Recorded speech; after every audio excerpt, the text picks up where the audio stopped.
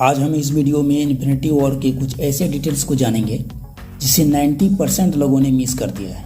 I am sure कि आपने भी मिस कर दिया होगा। हालांकि ये जानी पहचानी मूवी है, लेकिन जानी पहचानी जगहों में कुछ अनोखी चीज़ देखने को मिल जाए जो हमसे शायद मिस हो गया हो तो मज़ा ही आ जाता है। और एक डिटेल्स तो ऐसा है जिसे अभी तक किसी ने नोटिस ही नहीं किया, तो आइए जानते हैं। इस सीन में टोनी जब कहता है फ्राइडे को यहाँ क्या हो रहा है, तो फ्राइडे कहता है कि 1 मिनट में पता करके बताता हूँ।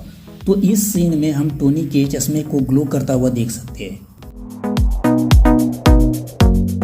ऐसा इसलिए होता है कि टोनी जब भी कोई कमांड फ्राइडे को देता है और जब भी फ्राइडे उसके कमांड को एक्सेप्ट करता है, तभी हमें फ्राइडे यानी कि टोनी का जो चश्मा है वो ग्लो करता हुआ नजर आता है। टोनी का दिया हुआ कमांड एक SMS की तरह काम करता है और फ्राइडे का ग्लो करना इस बात का सबूत है कि उसका दिया हुआ कमांड एक्सेप्ट कर लिया गया है। फ्राइडे का ग्लो करना, क्या इस बात को आपने कभी नोटिस किया था? दरअसल ये सब कुछ इतना फास्ट में होता है कि किसी को नोटिस करना तो दूर, कभी किसी ने इसके बारे में सोचा ही नहीं। तो ऐसी चीज़ों को ढूंढ कर लाने में काफ़ी समय लगता है, तो प्लीज़ एक लाइक तो कर दीजिए। इस सीन में हम देखते हैं कि डॉक्टर स्ट्रेंज के घर के आगे एक एलियन शिप काफ़ी तूफान मचा रहा होता है और यहाँ पर हमारे डॉक्टर साहब आते हैं और अपनी जादू की चिड़िया ने अपने हाथों को घुमाता है और एक ही पल में सारी तूफान को गायब कर देता है। तो यहाँ पर हम टोनी के एक्सप्रेशन को देख सकते हैं कि वो किस तरह का अपना चेहरा बना रहे हैं। तो डिटेल्स ये नहीं है, बल्कि डिटेल्स ये है कि जब डॉक्टर स्ट्रेंज अपनी जादू की शक्ति से तूफान को बंद कर देते हैं तो वो टोनी के ओर इशारा करके अपनी एक आंख मारता है और इसी के वजह से शायद टोनी एक एक्सप्रेशन देता है अपने चेहरे का, मानो टोनी कहना चाहता हो तुमने कोई कद्दू में तीर नहीं मारा है। और डॉक्टर स्ट्रेंज का आंख मारना ये बताता है कि मैंने बहुत बड़ी काम कर दिया है। नेक्स्ट सीन में जब पीटर और डॉक्टर स्ट्रेंज एलियन शिप के साथ ऊपर जा रहे होते हैं तो टोनी वॉन्ग से शादी में जरूर आना बोल के उसके पीछे जाता है। इस सीन में टोनी फ्राइडे को अपनी पावर बढ़ाने के लिए कहता है और हम यहाँ बगल में एक डिजाइन को तैयार होता हुआ देख सकते हैं जिसे टोनी अपने नैनोटेक सूट की मदद से क्रिएट कर रहा होता है। और जब फ्राइडे उसके पावर को बढ़ा देता है और उसका डिजाइन तैयार हो जाता है तो अपनी सारी पावर्स को उसमें अपलोड करके रॉकेट की स्पीड से उड़कर उस एलियन शिप का पीछा करता है। ये पावर बूस्टर इतना पावरफुल होता है कि उसकी स्पीड रॉकेट से भी बहुत तेज हो जाती है, तभी तो वो एलियन शिप का पीछा कर पाता है। ये डिटेल्स उसी समय का है जब एलियन शिप काफ़ी ऊपर जा चुका होता है और जब पीटर को सांस लेने में काफ़ी मुश्किल हो रहा था तो टोनी पीटर के लिए एक सूट ऑर्डर करता है, फ्लिपकार्ट या अमेजोन से नहीं।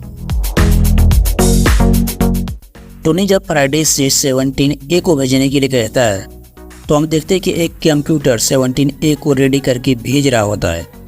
यदि आप इस सीन को नोटिस करेंगे तो आपको पता चलेगा मॉनिटर के एक ऊपरी कोने में जहां एक टाइमर शो करता है वहां सिर्फ 000 और सिर्फ 0 लिखा होता है। लेकिन जब टोनी का कमांड मिलता है और 17A को तैयार करके भेजने वाला होता है तो वहां पर एक टाइमर स्टार्ट हो जाता है जो ये बताता है कि कितने समय में 17A को डिलीवर किया जाएगा। क्या आपने इस सीन को नोट किया था? हमारा अगला डिटेल्स उस समय का है जब थैनोस का सपूत एलियन शिप को लेकर धरती पर नहीं आया हुआ होता है और जब टोनी डॉक्टर स्ट्रेंज के घर में ब्रूस के साथ बात कर रहा होता है तो वो स्टीव रॉजर्स को कॉल करने के लिए अपना एक फ़ोन निकालता है। तो इस सीन में टोनी के चेहरे का एक्सप्रेशन कुछ अलग ही होता है जो हर व्यूअर्स को लगा था कि शायद टोनी ना चाहते हुए भी स्टीव रॉजर्स को कॉल कर रहा है, शायद इसलिए वो इस प्रकार का चेहरा बना रहा है। तो रियलिटी क्या है वो मैं आपको बताता हूँ। ज़रा आप इस इमेज को देखिए, ये टोनी का ही फ़ोन है जिसकी मदद से वो स्टीव रॉजर्स को कॉल करने वाला था। जब वो कॉल करने वाला होता है तो वो पाता है कि उसके फ़ोन में एक भी सिग्नल है ही नहीं, तो वो चाहते हुए भी स्टीव रॉजर्स को कॉल नहीं कर सकता था और जो उसके चेहरे का एक्सप्रेशन था शायद इसीलिए था। और ये सब हम उसके फ़ोन में साफ साफ देख सकते हैं। अभी टोनी के फ़ोन में दोपहर के 1:21 हुए हैं और यही फ़ोन जब ब्रूस के हाथ में आता है तो उस समय उसके फ़ोन में दोपहर के 1:42 का समय दिखाई दे रहा होता है और इस फ़ोन में अच्छा खासा सिग्नल भी था। और तब जाके ब्रूस इस फ़ोन की मदद से स्टीव रॉजर्स को कॉल करता है। तो हम इस बात का अंदाज़ा लगा सकते हैं कि 21 मिनट तक सारी लड़ाई झगड़े चले और उसी लड़ाई के दौरान टोनी का फ़ोन नीचे छूट जाता है जो ब्रूस के हाथ में होता है। ऐसे और भी डिटेल्स के लिए हमारे चैनल को सब्सक्राइब करना मत भूलिएगा।